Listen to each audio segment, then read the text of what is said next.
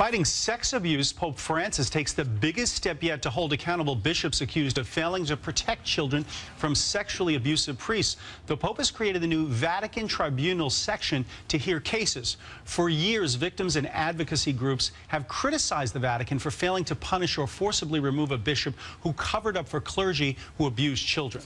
Meantime, a highly acclaimed Long Island choir will sing for the Pope at an upcoming command performance at the Vatican. The Glen Cove Chorale has already performed for the president at the White House. TV 1055's Richard Rose has more. Under their director Ed Norris's guidance, the teens in the Glen Cove Chorale already know what it's like to put on a high-profile show. Just 2 years ago, they sang for the president and first lady in the East Wing of the White House. Well, that was, one of the highlights of not only my career, but really my life. Norris has been the chorale's director for 13 years. He never thought his group could top the call from the White House, but they have. Well, we're going next January over to Rome to sing for Pope Francis at the Vatican.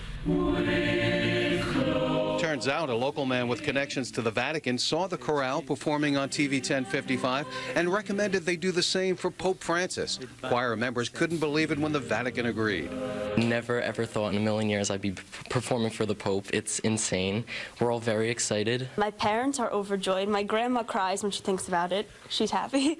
And I think people just don't believe it. They're really happy for us. Now, this great honor to sing for the Pope also comes with a great challenge to raise all the money that's needed to make the trip to Rome.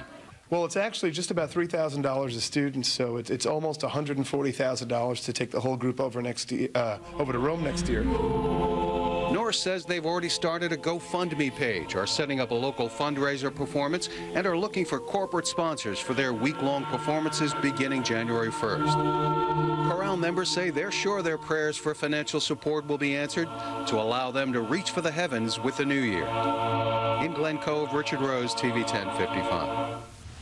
Tonight, the Glen Cove Chorale sang the national anthem before the start of the New York Mets game at Citi Field. These kids are big time. They are. Let's hope they get the money. All right.